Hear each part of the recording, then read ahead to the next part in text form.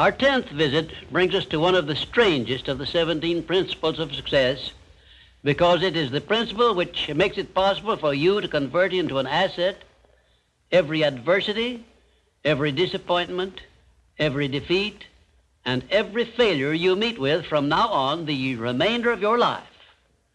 Yes, the principle of learning from adversity makes it possible for you to transmute all your past failures and mistakes into an asset which will help you achieve outstanding success in the future. At the very outset of this visit, I wish to call your attention to an important fact which may give you immediate possession of the great master key to success, namely, that your positive mental attitude is the only means by which you may convert adversities, defeats, and failures into assets. It seems to have been intended that everyone should experience adversities, defeats, and even failures as a part of nature's method of disciplining people to learn how to take possession of their own minds. But the Creator very wisely provided everyone with the means for converting these experiences into benefits of a priceless value, the means being our privilege of maintaining and directing a positive mental attitude. Despite the benefits which we may get from adversities and unpleasant experiences of every nature, no one desires to meet with these experiences.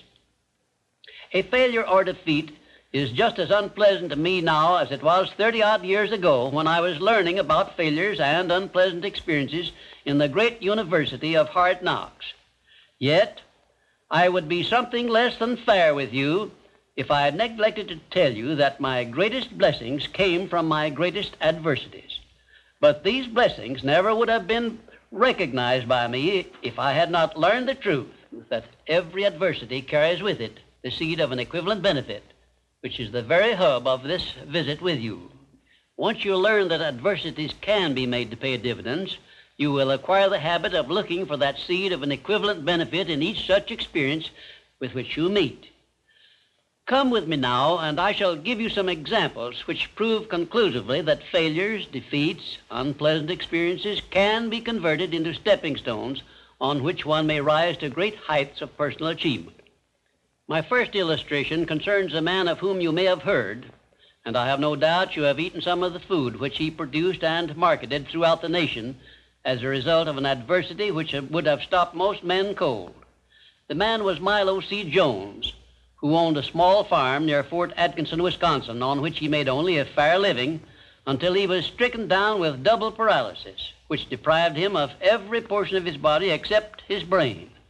In this hour of his greatest adversity, Milo C. Jones used his mind, took possession of it for the first time in his life, perhaps, and out of that mind came the idea of raising hogs and converting them into little pig sausage. And on that same farm where previous to that adversity he made only a mere living, he found the seed of an equivalent benefit that compensated him for the loss of the use of his body and lived to see little pig sausage yield him a huge fortune. Isn't it strange that so often people have to be cut down by failure and defeat before they learn that they have minds capable of mastering all of their problems?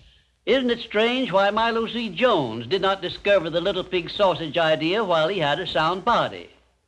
My next illustration is based on an adversity of a man whom we all know because he was President of the United States, and his name was Franklin D. Roosevelt, who was stricken in the prime of his life with polio, which destroyed the use of his legs.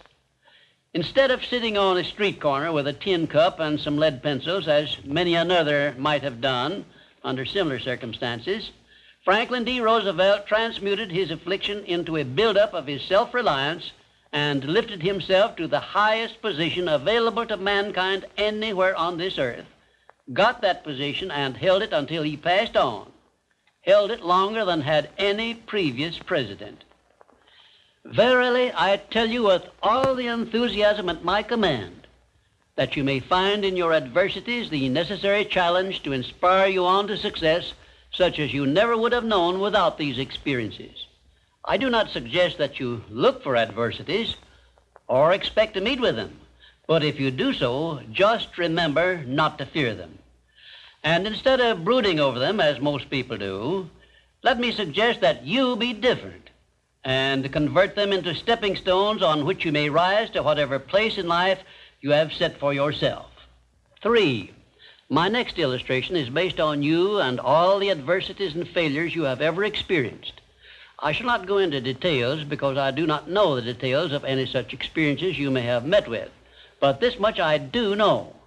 I have brought to you in this visit the means by which you can convert all your past disappointments and all of your future adversities and failures into a seed of equivalent benefit. You can do this by the simple process of appropriating and putting to your use the 9 success principles I have given you previously. If you do not remember these 9 principles, write to me and I will tell you how to get copies of them. Right here, may I remind you of the great importance of following the principle of a positive mental attitude, because this is the principle you will need most in converting unpleasant experiences into assets. 4. My next illustration involves a very intimate personal experience of my own, which began when my mother passed on. I was 8 years of age. I know that the loss of one's mother at any age usually is regarded as an irreparable loss which offers no possible benefits. But even in the loss of loved ones, we may find that there is a seed of an equivalent benefit. I found that seed in one of the most wonderful persons I have ever known when my father brought home my new mother. It was she who inspired me to prepare myself for the opportunity I was to receive later in life when I met Andrew Carnegie and received from him the commission to organize the world's first practical philosophy of personal success.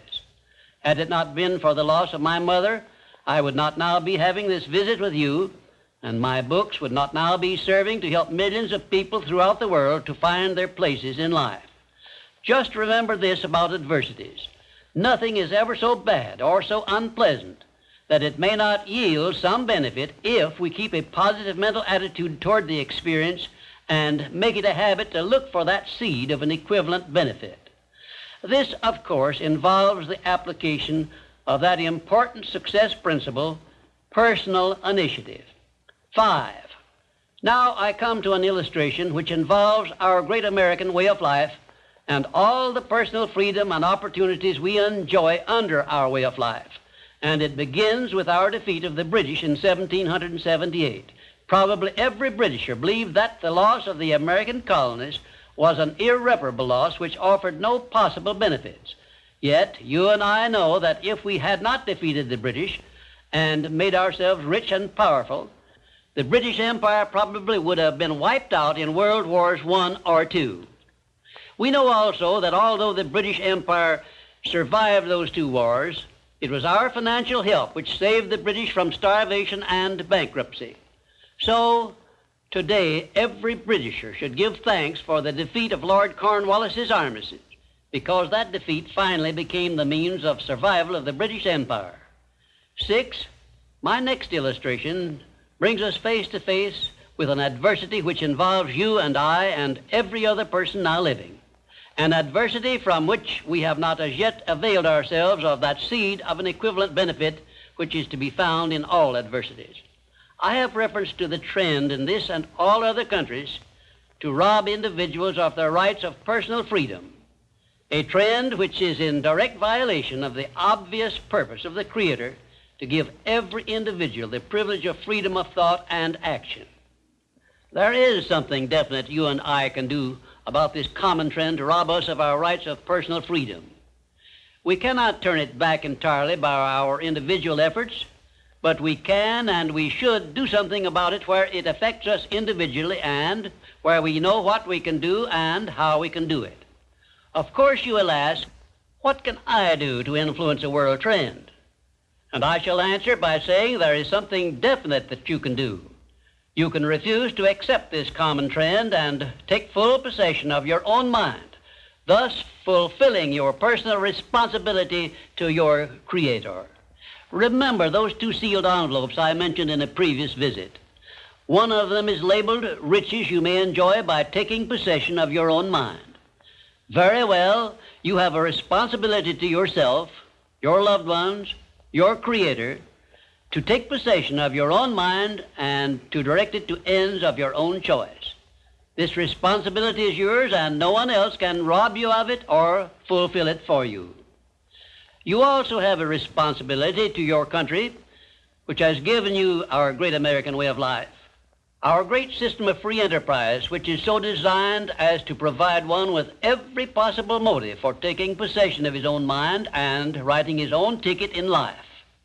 We should remember that our benefits under the American way of life, like every other blessing we have been given at birth, is something we can retain and enjoy only by making the fullest and best use of it.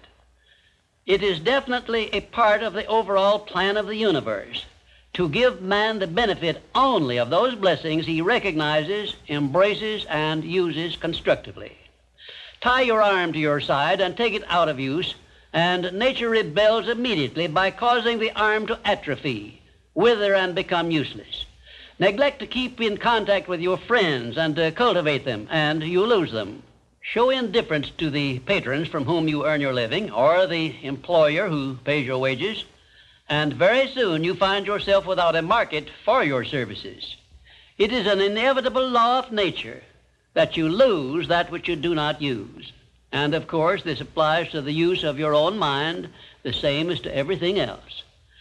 And we who so often boast that we are citizens of the richest, the greatest, and the most powerful nation civilization has yet produced will do well to remember this law, through which we lose that which we do not properly use. In this visit, I have brought you what may be a surprise or even a shock by introducing this great principle of profiting by adversity. If you are ready for this principle, you will embrace it at once, and never again, as long as you live, will you brood over unpleasant experiences without knowing full well that your efforts could be better employed by searching for that seed of an equivalent benefit which is available in those experiences. Now, before I conclude this visit, I shall give you this assignment, which, if you carry it out sincerely, may well bring you a new birth of opportunity such as you never dreamed of experiencing. Go back into your past experiences, study each adversity and failure you may have experienced, and look for that seed of an equivalent benefit you had not before discovered, and you may find yourself richer than you believed yourself to be. And now, until our next visit, just remember, nothing can be called failure until you accept it as such. We have now come to our 11th visit, where I shall present creative vision, the success principle which is responsible for the building of all of our plans, aims, and purposes. It has been said that the imagination is the workshop wherein we fashion the purposes of our brain and the ideals of our soul. I do not know of a better definition of imagination than this. There are two forms of imagination. First, there is synthetic imagination, which consists of organizing and putting together of recognized ideas, concepts, and facts arranged in a new combination. Very seldom does anyone create an idea or anything else absolutely new. Nearly everything known to civilization is but a combination of something that is old. Secondly, there is creative imagination, which operates through the sixth sense and has its base in the subconscious section of the brain and serves as the exclusive medium through which basically new ideas or facts are revealed. Let me give you some examples of synthetic imagination in action. 1. Edison's invention of the incandescent electric lamp was the creation of synthetic imagination because it was created by bringing together in a new combination two old and well-known principles. 2. Clarence Saunders' idea on which the Piggly Wiggly store system was based was the result of synthetic imagination because he merely borrowed the self-help cafeteria plan and introduced it into the grocery store business. But despite the simplicity of the plan, it is said to have yielded its organizer $4 million during the first 4 years after it was put to work. 3. Henry Ford's first automobile was created through synthetic imagination by the simple procedure of bringing together the well-known method of transportation, the horse and buggy, and the steam-propelled thrashing machine. Both ideas were old, but it remained for Henry Ford to combine them in a new method of use, and he made himself the most distinguished industrialist of his era by his achievement. not to mention a fabulous fortune. 4, the man who dipped a hunk of ice cream in chocolate, placed a stick in it for a handle and called it Eskimo pie, used synthetic imagination and started a new industry which still has a widespread outlet and grosses annually a huge sum. It is safe to assume that the creator of this simple plan of merchandising was well compensated for his use of his synthetic imagination. 5, F.W. Woolworth made use of synthetic imagination by the simple procedure of setting up a retail store in which a large variety of merchandise retailing at 5 and 10 cents per item was offered to the public, and lived to see his merchandising innovation start a series of similar retail stores which gross annually many millions of dollars in sales and made Woolworth rich in the bargain. Now, I shall give you some examples of creative imagination. 1, Edison's invention of the phonograph was the outgrowth of creative imagination because no part of his invention had ever been known or used previously. 2, Signor Marconi's invention of wireless communication was also the outgrowth of creative imagination because it was based on basically new ideas which never had been used previously. He was the first to discover the means by which the ether could be made to take the place of wires in the transmission of sound. 3, Madame Curie's discovery of radium was also the outgrowth of creative imagination because no one before her had ever revealed either the actual existence of radium or the method by which it could be recovered or refined. 4, Wilbur and Orville Wright's perfection of the modern airplane was partly the result of creative imagination and partly the result of synthetic imagination, because others previous to their time had discovered some of the ideas they used successfully, but they were the first to coordinate those ideas so they worked. 5, Robert G. Letourneau made effective use of creative imagination by building heavy dirt-removing machinery which involved ideas never before used, although he was practically unskilled in engineering and had very little schooling of any kind. I worked with Mr. Letourneau for a year and a half, during which I saw him in action many times when he was drawing entirely upon the faculty of creative imagination and receiving his ideas from sources outside of his own immediate education or knowledge. Now let me give you a few suggestions as to how you may be able to make profitable use of your imagination, keeping in mind that the faculty of your imagination, like every other faculty of your mind, becomes stale through disuse and alert through use. 1, create a system of merchandising which can be carried on by the operators of gasoline filling stations throughout the nation, and you may make your idea yield you more profit than Clarence Saunders made from his Piggly Wiggly store plan. Perhaps the system would consist of items which could be dispensed by coin in the slot machines. 2, create a plan or system which will cause motorists to be as courteous and thoughtful of others on the highway as they are in their own homes, and you may cut down the outrageous death rate by automobile accidents and make yourself both popular and rich. Perhaps you might add to this idea some plan of engineering by which public highways would be so operated as to force motorists to drive with greater care. And you might also create some practical plan by which motorists of good reputation would be deputized as auxiliary traffic officers with two-way radios in their cars and authority to give tickets and make arrests. 3, create a satisfactory substitute for cigarettes, and you may make yourself richer than you need to be. 4, give me an acceptable method for taking these principles of success to children of the graded school age, and I will tell you how to make yourself rich both in money and in happiness which comes from contributions of service which benefit posterity by improving the youth. Give me a plan which will arouse and alert people to recognize and make use of the potential of their own minds, and I will give you a job for the remainder of your life at pay which perhaps you never dreamed of getting. 6, bring me an acceptable storybook slanted to the interest of children from 6 to 12 years of age, based upon the 17 principles of the science of success, and I will ensure the publication and distribution of the book on a scale which will make you richer than you need to be.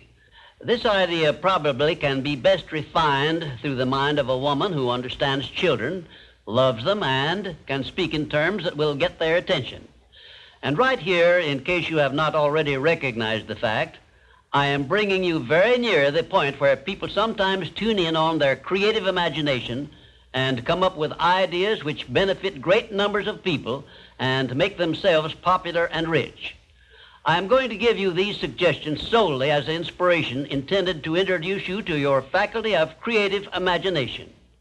All the good ideas have been used up, did I hear you say? Quite to the contrary, the best ideas are yet to be revealed and put into service of mankind. There are no more opportunities to become rich, did I hear you say? Listen, please, for I have an answer for this one. The Napoleon Hill Associates are engaged in the business of helping people with sound ideas to bring them forth and give them to the world in return for riches. If you have an idea you think is good, write me about it, and I will give you my opinion of it. If you have a sound idea which you think will benefit those with whom or for whom you work, write me about it, and I will tell you what to do with it. If you have discovered a better way of doing anything, write me about it, and I will offer you suggestions for benefiting by your discovery.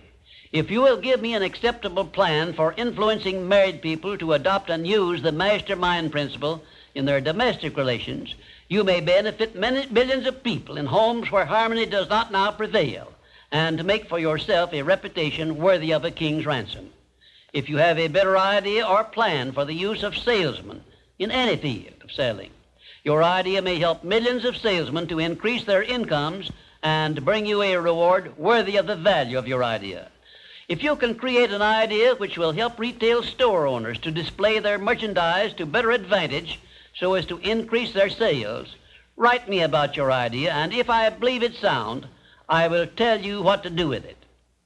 I am still talking to you about exercising your faculty of imagination, but I am limited as to the number of ideas I can give you in so short a time. But I will give you some more useful ideas in my next visit.